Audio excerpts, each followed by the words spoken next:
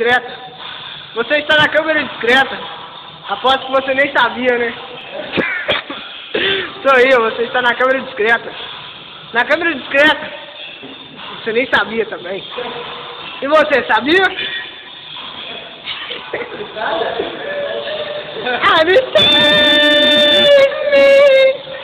Sorriu, você está na câmera discreta. Ah, você sabia, né? Tá preparado. Valeu, Wilson!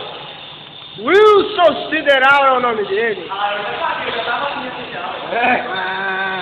Você saiu? Pô, qual que é essa? Deixa eu te perguntar, nos seus momentos de educação física que você malha naturalmente, você malha sempre que você malha naturalmente você malha numa academia, claro.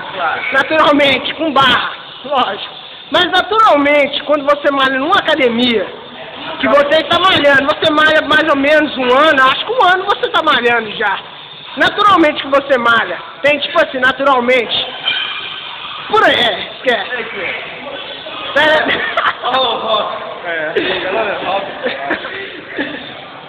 Mas geralmente quando você